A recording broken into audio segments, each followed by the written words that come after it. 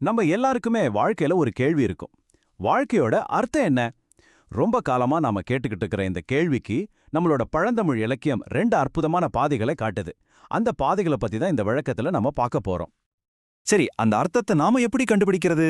எல்லாத்தையும் விட்டுட்டு உணர்ச்சி பூர்வமா முழுசா சரணாகதி அடையிறது மூலமாவா, இல்ல எல்லாத்தையும் கேள்வி கேட்டு ஆராய்ஞ்சு பார்க்கற பகுத்தறிவு ஞானம் மூலமாவா? தமிழ் இலக்கியம் இந்த 2 சக்தி வாய்ந்த வழிகளையும் நமக்கு ரொம்பவே அழகா காட்டுது. வாங்க, இந்த விளக்கப் பயணத்துல நம்ம என்னென்னலாம் பார்க்க போறோம்னு ஒரு சின்ன நோட்டம் விட்டுலாம். முதல்ல தமிழ் இலக்கியத்தோட அந்த 2 பாதைகள் என்னென்னு தெரிஞ்சுக்கலாம். ஒன்னு இதயத்தோட வழி, இன்னொன்னு அறிவோட வழி. அதோட இராவண காவியம்னு ஒரு புரட்சிகரமான காவியத்தையும் பார்க்க போறோம். கடைசியா இந்த பக்தி ஞானம், இதுக்கும் உங்களுக்கும் என்ன தொடர்புன்னு யோசிக்க போறோம். வாங்க உள்ள போகலாம். நம்மளோட முதல் பாதை இதயத்தின் வழி, அதாவது பக்தி இலக்கியம். இது கடவுள் மேல நாம வச்சிருக்கிற ரொம்ப தீவிரமான, ரொம்ப தனிப்பட்ட, உணர்ச்சி பூர்வமான அன்பையும் பக்தியையும் பத்தினது. இந்த வழியில நம்ம முதல்ல சந்திக்க போற ஞானி திருநாவுக்கரசர். இவரோட உண்மையான பேரு மருள் நீக்கியார், அப்படின்னா மாயையை நீக்குபவர்னு அர்த்தம். பாருங்க, பேர்லே எவ்வளோ ஆழம். தன்னோட சகோதரி திலகவதியாரால சமண மதத்திலிருந்து சைவத்துக்கு வந்தவர். இவரை எல்லாரும் அப்பர்னு ரொம்ப அன்பா கூப்பிடுவாங்க. அவரோட தத்துவம் எவ்வளவு ஆழமானதுன்னு பாருங்களேன். அவர் சொல்றாரு, சிவனோட திருவடியில நாங்க சரணடைஞ்சிட்டோம். அதனால எங்களுக்கு யார பத்தியும் பயம் இல்ல, சாவு வந்தா கூட பயம் இல்ல. நாங்க நரகத்துல கஷ்டப்பட மாட்டோம், எங்களுக்கு சந்தோஷம் மட்டும்தான் தெரியும். முழுமையான சரணாகதிங்கிறது பயத்தையே இல்லாம ஆக்கிடுது. ஆச்சரியமா இருக்குல்ல? அடுத்து நம்ம பார்க்க போறது மாணிக்க வாசகர். இவரோட உண்மையான பேர் என்னன்னு கூட நமக்கு தெரியாது. ஆனா இவரை அழுது அடியடைந்த அன்பர்னு சொல்லுவாங்க. யோசிச்சு பாருங்க, அழுது இறைவனே அடைந்தவர். அவரோட வார்த்தைகள் ஒவ்வொன்றும் மாணிக்க கற்கள் மாதிரி ரொம்ப முக்கியமானதா இருந்ததால தான் அவருக்கு மாணிக்க வாசகர்னு பேர் வந்துச்சு. அவரோட வார்த்தைகள்ல அந்த ஆழத்தை நம்ம பார்க்கலாம். என் மனசை விட்டு ஒரு இமைப்பொழுது கூட நீங்காத இறைவனோட திருவடி வாழ்க, பிறவிங்கிற கட்டை அறுக்கிற அவரோட திருவடி வெல்க. இறைவன் எப்பவும் தன்னோடே இருக்கிறதா நினைக்கிற அந்த எண்ணம் எவ்வளோ வலிமையானது பாருங்க. சரி, சைவத்துல இருந்து நாம இப்ப வைணவ பக்திக்கு வருவோம். இங்க பொய்கை ஆழ்வார், பூதத்தாழ்வார், பேயாழ்வார்னு முதல் ஆழ்வார்கள் 3 பேர் இருந்தாங்க.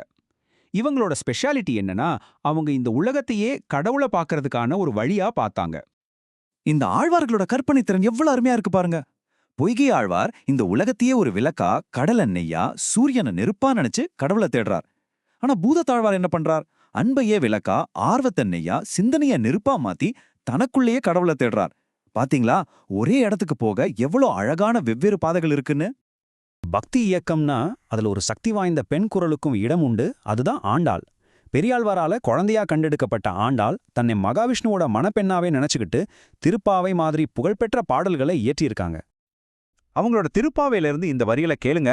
அதுல பக்திங்கிறது ஒரு கொண்டாட்டமா மாறுது. வாங்க, நம்ம எல்லாரும் சேர்ந்து நீராட போலாம். யசோதையோட பிள்ளை சூரிய மாதிரி பிரகாசமான முகம் கொண்ட கண்ணன் நமக்கு அருள் செய்வான். இந்த உலகமே நம்மள பாராட்டும்.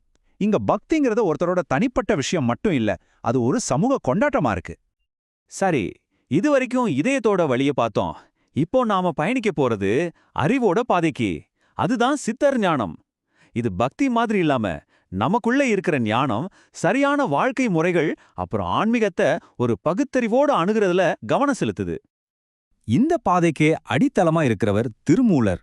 18 சித்தர்கள்ல ஒருத்தரான இவர் பல 1000 வருஷம் யோக நிலையில இருந்ததா ஒரு நம்பிக்கை இருக்கு. அவர் எழுதின திருமந்திரம்ங்கிற 3000 பாடல் கொண்ட நூல் ஒரு மிகப்பெரிய ஞான பெட்டகம். திருமூலரோட மைய தத்துவமே இதுதான். அன்பே சிவம். அதாவது அன்பு வேற, கடவுள் வேற நினைக்கிறவங்க அறிவில்லாதவங்கன்னு சொல்றாரு. சின்ன புல்லுல இருந்து பெரிய யானை வரைக்கும் எல்லா உயிர்கள் மேலே நாம காட்டுற நிபந்தனை இல்லாத அன்புதான் உண்மையான தெய்வம். யோசிச்சு பாருங்க, எவ்வளவு எளிமையான, ஆனா அதே சமயம் எவ்வளவு புரட்சிகரமான ஒரு கருத்து இது. அடுத்து நம்ம பார்க்க போறவர் பட்டினத்தார். இவரோட கதை ரொம்பவே சுவாரஸ்யமானது. ஒரு காலத்துல பெரிய பணக்காரரா, கப்பல்களுக்கெல்லாம் சொந்தக்காரரா இருந்தவர். ஆனா ஒரு சின்ன ஞானத்தினால எல்லா செல்வத்தையும் விட்டுட்டு ஒரு துறவியா மாறிட்டார்.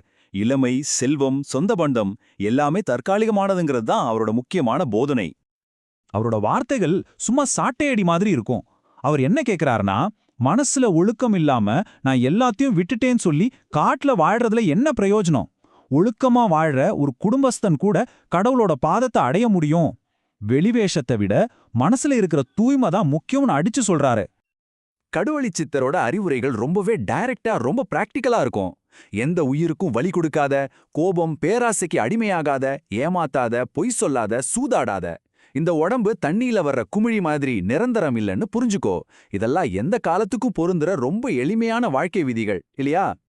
சரி, இந்த பகுத்தறிவு பாதை 20ஆம் நூற்றாண்டுல எப்படி ஒரு புது புரட்சிகரமான வடிவம் எடுக்குதுன்னு பார்க்கலாமா? அதுதான் புலவர் குழந்தை எழுதின இராவண காவியம். 3100. ஆமாங்க, 1948ல எழுதப்பட்ட இந்த காவியத்துல மொத்தம் 3100 பாடல்கள் இருக்கு. இந்த எண்ணிக்கை பார்க்கும்போதே தெரியுது இது எவ்ளோ பெரிய ஒரு மாற்று சிந்தனை கொண்ட முயற்சி அப்படின்னு.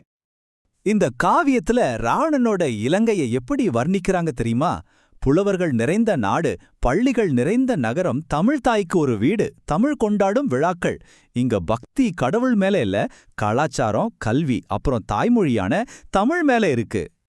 அந்த காவியத்துல மக்களோட மொழி பற்றி எந்த அளவுக்கு இருந்துச்சுன்னா, அவங்களுக்கு தமிழ் தான் உயிரா, அவங்க 2 கண்ல வர்ற பார்வையா, அவங்க மானத்தை காக்கிற கவசமா இருந்துச்சாம். தமிழ் கத்துக்காத நாள்லாம் அவங்க சாப்பிட மாட்டாங்களாம், நல்ல துணி உடுத்த மாட்டாங்களாம், என் பாட்டு கூட கேட்க மாட்டாங்களாம். ஒரு மொழி மேல எவ்வளவு ஆழமான ஒரு பற்று பாருங்க. சரி, இப்போ நாம பார்த்த இந்த 2 பாதைகளையும், அதாவது இதயத்தோட வழி அப்புறம் அறிவோட வழி, இது 2ஐயும் ஒன்னா சேர்த்து பார்ப்போம். கடவுள்கிட்ட முழுசா சரணடையறதுல ஆரம்பிச்சு பகுத்தறிவு தெளிவு, அப்புறம் மொழி, கலாச்சார பெருமிதம் வரைக்கும் தமிழ் இலக்கியம் மனித அனுபவத்தோட ஒரு முழுமையான பரிமாணத்தை நமக்கு காட்டுது. இந்த 2 பாதைகளும் ஒண்ணுக்கொன்னு எதிரானது இல்ல. சொல்லப்போனா இது 2ம் சேர்ந்து தான் அர்த்தத்தை தேடுற நம்ம பயணத்தை முழுமையாக்குது. அப்போ உங்ககிட்ட நான் கேக்குற கேள்வி இதுதான்: இதயத்தின் வழியா அல்லது அறிவின் வழியா? இந்த 2ல எந்த பாதை இன்னைக்கு உங்க மனசோட அதிகமா பேசுது?